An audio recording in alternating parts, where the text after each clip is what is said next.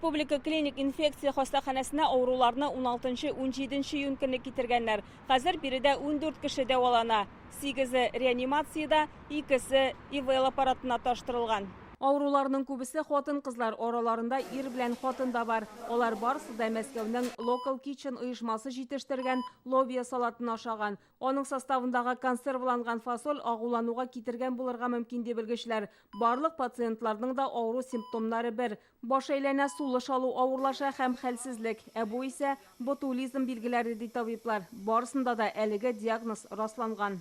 Инкубационный период у биккиска 2 иш сәгатьтән 5 көнгә кадәр.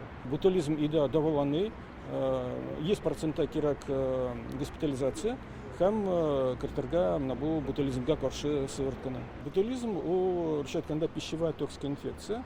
Бар кишечная инфекция, анда микроблар күбрәк зыян китерә һәм микроблар китерә бу инфекциягә. А пищевая токсик инфекция, мәсәлән, ботулизмда ана күбрәк токсин зыян китерә.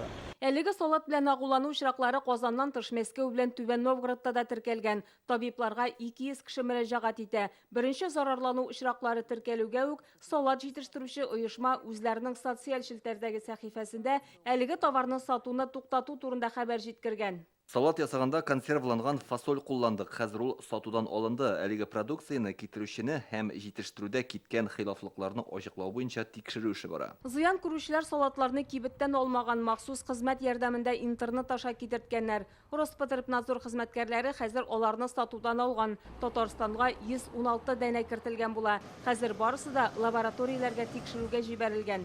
На сегодня продукция исследуется в нашей лаборатории. Әлеге продукцияны лабораториядә ботулизм китереп чыгарырга мөмкин булган матдәләргә тикшерәбез. Салатны 12сеннән 15-нә кадәр кемнәр сатып алган, барысына да шалтыратып чыктык, хәлләрен белештек. Тик барысы да телефоннарын алмады, кайберләре сөйләшүне кирәк тапмады. Шуңа үзләрен начар хис итә башласалар, табибларга мөрәҗәгать итсеннәр иде. Чөнки ботулизм бик куркыныч авыру, ул нерв системасын зарарлый, кеше үләргә дә мөмкин. Без бүген интернет заказлар белән эшләүче шундый оешмаларның берсенә дә кирдек. Казанда алар 50 җирдә урнашкан. Сездә лобио салаты бар идеме дигән сорауга җавап бирергә теләмәделәр.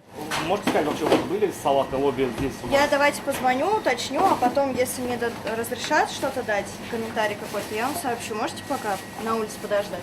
Мәскәүдә агулану факты буенча гаепле дип шикләнелүчеләр кулга алынган. Җитештерүче оешма җитәкчесе, өйгә китерү белән шөгыльләнүче компания генераль директоры һәм сыйфат бүлеге җитәкчесе. Следствием решается вопрос об избрании меры пресечения. Хәзер аларның судка кадәр кайда булачагы турында сөйләшүләр алып барыла. Тикшерүчеләр санитар-эпидемиология өлкәсендә закон бозу очракларын ачыклаган. Барлык продукцияда сатудан алынды. Экспертиза үткәрелә.